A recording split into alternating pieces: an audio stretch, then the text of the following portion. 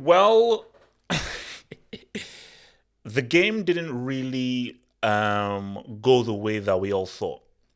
It was billed as this massive, huge game, two heavyweights, and we thought that there'd maybe be like a second half. So I just because see, whenever I do this post match analysis, and I'm so happy we're going back to the old school post match analysis because I think this gives me time to sort of really go into a lot more detail as to the dynamics of the game, something that I can't really do when I have to pretty much put out the reactions very very quick and so forth. Because I think the good thing about this old school post match analysis this is that I have a lot more time, and when I have a lot more time, that's when I can really get into my bag specifically in what's really been going down. In this game is so because people say, well, I miss that old school. I miss that old school half hope. I mean that's old school half hope with those post match analysis, and this is that old school boy. So I want to, bring that old school post match analysis back, and I think it's perfectly to bring it back into the big games like this.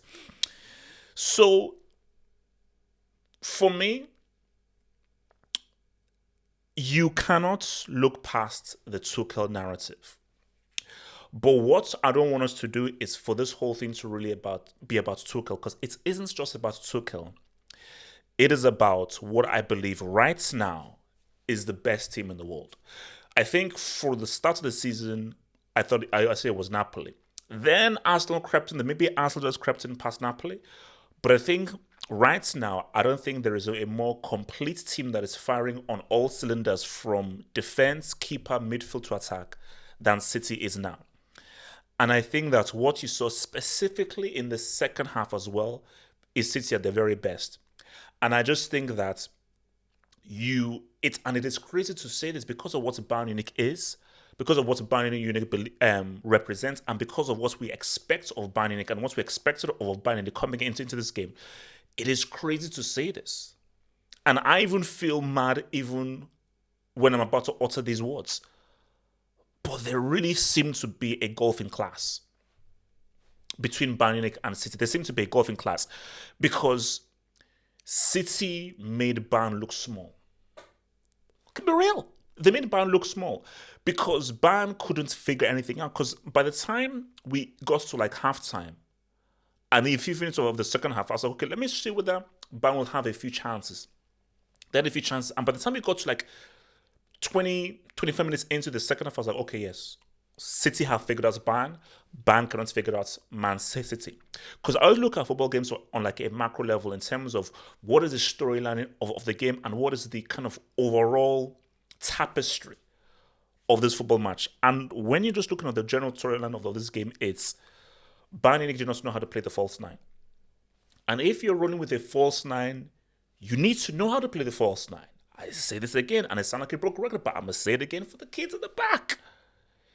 If you don't have a Leo Messi, or you're not peak Spain, you have no right to play the false nine because it is a tactic that requires extremely high football IQ and the right players. Bayern have great football IQ. They don't have the specific players with the specific characteristics needed to play the false nine. So if Choupo-Moting plays, does it change? Maybe, perhaps, probably. Maybe Bayern are a lot more threatening, but we cannot look past what City did in this game. And what you're looking at City right now is everybody is now reaching their optimum. And everyone is playing at their very best. But I think really a key in all of this, actually, no, before I even get to him, we have to talk about the defenders now. When you look at a Pep team, you don't really talk about the defenders. When you look at the defenders, you look at the Italian teams. You look at Catenaccio.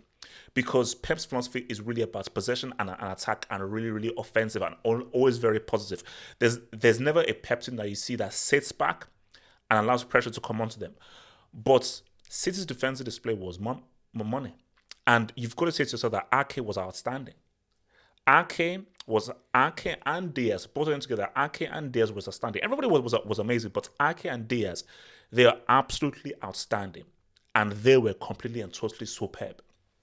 And that is what really sets the foundation for City moving forward. Because I think because City were so good defensively, and because they gave Bayern not a single sniff, they didn't give them a single sniff, it was a perfect foundation for City to now say what's up. So when you're in a close game, you need someone to make a difference, and that's what makes the City team so dangerous. Because this game could have very much been about tight game, but City have the slight edge, but it could just peter out into a 0-0 or like a 1-0. But you need someone to step up. And you know what that Rodrigo reminded me of? That Rodrigo reminded me of Company's goal. I think it was the 98-point season, yes. It was Company's goal in the penultimate game. I think it was Newcastle. I think it was Newcastle. Company's goal that was pretty much pivotal in helping City obviously win that league by a point that they did against Brighton. Because when the game is tight, it's difficult. You can't really get a sniff. You don't really wondering where the goal is going to come from. You can't break down a team because it's like a chess match and nobody's giving anybody space. You need someone to do something extraordinary. You need somebody to flip the script and take down the clipboard and be like, someone take a shot. Someone dribble past someone. Someone will do something that isn't really on the agenda. And Rodri said, screw it. I'll take a shot. And that was just an outstanding goal. As good as Summer is, it was an outstanding goal. But you have to know how to react. But once City scored that, I just didn't feel that Bayern had enough in them to get back in the game. And again, you have to look at the Tuchel Nagelsmann narrative, because here's the thing. A lot will be focused on Upamecano, who was trash. Upamecano was garbage. Let's just keep it real. Upamecano was completely and utterly garbage. And this is where it gets tricky. You can't blame Tuchel for Upamecano being trash. That's on him. You're making those mistakes. It is you who is trying to be a bozo, trying to pass the ball out from the back when we know you're not Beckenbauer. You know you're not Maldini. You know you're not Marcel Desailly, guys who are really good on the ball. Or Rio Ferdinand. But you cannot really deny that a change of manager is a change of feeling around the training ground. It is a change of vibe, a change of direction. And from that point of view, you can definitely see a scenario where you're like, oh wow, okay, how I felt comfortable in Nagelsmann's system and his instructions, I perhaps don't feel as comfortable in this situation here in terms of what is required of me, where guys are positioned and so forth. Again, let me keep it straight. Upamecano, that's on you. You are to blame. But beyond just Upamecano, Bayern as a team, as a collective in that second half, they collapsed. And I'm sorry, I refuse to believe that Bayern would have collapsed in that manner under Nagelsmann, because they looked so good against quality teams. Look at what Inter Milan have done. Bayern beat them twice without conceding. Bayern beats Barca twice without conceding. Barca win La Liga. Bayern beats PSG twice without conceding, with Mbappe, Messi, and Neymar. So again, the stupid decision to not allow Nagelsmann, who had done really well so far in the UCL and was only a point behind Dortmund in the league, to go up against Pep Guardiola when he had earned that right to go up against it based on how Bayern were statistically the best team in the UCL, it doesn't make any sense. And it has backfired in epic fashion, because Bayern as a team were horrible. City were quality, but Bayern as a team, they were horrible. And I've got to look at the change in manager in that happening. Because when, let's say, a player is bad and so forth, it is what it is. Upamecano was horrible. So was Davis. So was Gnabry. So was Coman. So was Musiala. They were all bad. They were all bad. But on the flip side, I have criticized him a long time. I've criticized this guy and so forth. I call this guy a buy one, get it free version of Bex. He stood up.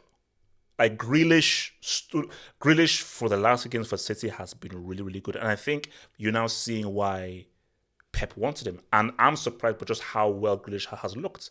So you've got to really give Pep credit for saying that, okay, no, just give him time. Give him time. It's going to take time for him to really understand the dynamics of this team, understand the decision-making elements of this team, and understand how he can become effective in how this team flows. And I'm going to give it to Pep. It seems as if it is beginning to bear fruit now, because Grealish has been money. Grealish has been completely and totally money, because the stat sheet will say Haaland assists to Silva. Or was it Silva or Gundogan? I think it was Silva. Haaland assisted him. But it was Grealish who won the ball. And it was Grealish's back heel pass that really opened that up. So I think Grealish did the... Haaland's help was key, but Grealish did the more pivotal, important, harder elements that helped contribute to that goal. So, and I think he's been money. And I think once you're having Grealish playing that well because he has such a pivotal position in the team, because he's the guy that really creates the movement that can engineer the kind of domino effect that leads to a goal. So he's the guy out in the wing where it is his key decision making that makes the difference between a great goal scoring chance or not a great goal scoring chance. So right now, but before, he was just making sideways passes and he was not really doing anything effective. He was not really doing anything to really push the issue. But now he's making definitive footballing actions. And this definitive footballing actions is what has just taken City to a very dangerous level where give Grealish the ball right now, he is going to hurt you. He's going to harm you. And I mean, what else do we say about Haaland? Look, bro. Another goal. And another quality goal. But what is so dangerous here is that two flex. It's that two flex. Before Haaland came here, all City could rely on is team. We will beat you down as a unit. There was no go-to guy. The so-called go-to guy was Sergio Aguero, who was a UCL flop. It is what it is. But what you're seeing right now is Haaland has already been G'ing up in the UCL. He already did that with Salzburg, with Dortmund, and now he's doing it with City. He dropped a 5-piece against the Siege, and he drops a 1-piece here. Who knows what he'll do in the Alliance? So once you have City, we can hit you with the passing game, or we can hit you with the Earl of Norway. You're in a really good position now as Man City. And I just think that performance from City, specifically in the second half, that's a statement.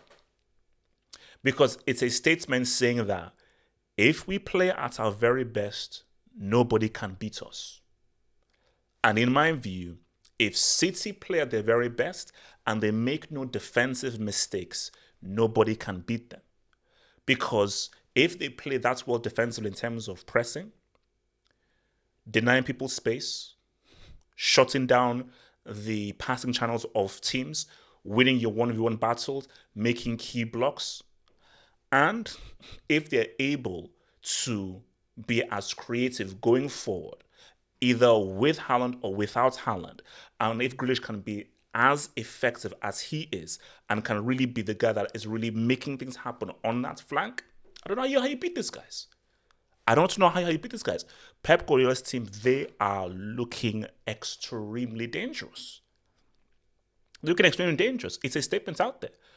And it's not a jinx, it's not a backhanded thing or so forth. This City are clearly the favorites for this competition. And I just think Haaland is just that. He's just that icing on the cake. So, you know what Haaland is? Haaland is like the fire extinguisher. Used in case of an emergency. All right, that passing game ain't working. Break the glass. What's up? You need a G? Let's go. So I'm just here in case of an emergency. I got you. But with regards to Bayern Munich, man, extremely disappointing. Extremely disappointing. But just what is so frustrating, what just angers me so much is, and you cannot deny this, is what could Nagelsmann have done? Nobody is saying that, Nagelsmann would definitely have won this game. But look at how good Bayern looked already under him. And even if Choupo-Moting wasn't fit in this game and so forth, I'm sure Nagelsmann, with a team who he's already had for several years, would have had something. The Bayern bought in their extreme stupidity and naivety, which is crazy because you don't think that a Bayern board would be so naive, thinking that Tuchel can come in and do what he did with Chelsea. Lightning doesn't strike twice like that. It is an extremely obtuse, narrow-minded way of thinking. And we all said that. We all said, no, you're playing with fire here. And I'm sorry, the sacking isn't making any sense. Anybody saying that, Bayern are a very big board, and Bayern are never second in the table, shut up. Shut up. No, they were a point behind Dortmund and they were about to play Dortmund. Nagelsmann would have beaten Dortmund and gotten back to the top of the freaking table. And who knows what he could have done against Freiburg. Because you have a situation now where if Dortmund can somehow find a way to win the league, Bayern end up trophyless, which would be so beautifully poetic. It would be so beautifully poetic. But that second half from Bayern, I mean, forget the second half, just as a whole, they did not have a shot on target in the first half. I said, I didn't even need to look at the stat sheets because I was like, wait a minute. Edison has not had to make a save. In that first half, Edison did not have to make a save. So Bayern did not even come close to look like if they wanted to freaking score. So, and I'm looking at Bayern, I don't know what they wanted to freaking do. And that was what was so crazy. Do you think that you want to defend, but you don't have 5 or 6 men back? Is it that you want to attack? Bro, where is the creativity coming from? Because your boy Gnabry is not really making the kinds of runs or really being that kind of connective tissue that a false nine is supposed to be. So I just think that it's felt like boys against men. And look, the tie is over. The tie is over. And I just think that because for me, City will score more in the Allianz. So it's not as if, like, oh my gosh, like, you know, can Bayern now get 3 goals? Okay, yeah, Bayern will maybe get 1 or 2. City are going to score more. So this could easily end up like 6-3 or 7-4 on aggregates, you know. So, but Man City look good, man. Pep Guardiola has his guys playing optimum Pep ball. This is optimum Pep ball. And if they can maintain this level, the key thing, if they can maintain this level, it's going to be crazy. And you know what's wild? I'll end it with this. You know what's wild as well? They don't need Haaland. They don't need Grealish. They don't need De Bruyne. They don't need Mahrez. So they're not dependent on a singular player. It's an issue where, oh my gosh, if this player's not there, then they're screwed. Because again, who scored that goal? It was Rodri who scored that goal. You know, it wasn't Haaland. It was Rodri. And remember, when in that first half, Haaland was pretty quiet. He had that one chance, but he was pretty quiet. So, and that is a very comfortable situation to be in. But in case of an emergency, you can always break that glass and the Earl of Norway can always come in and say what's up.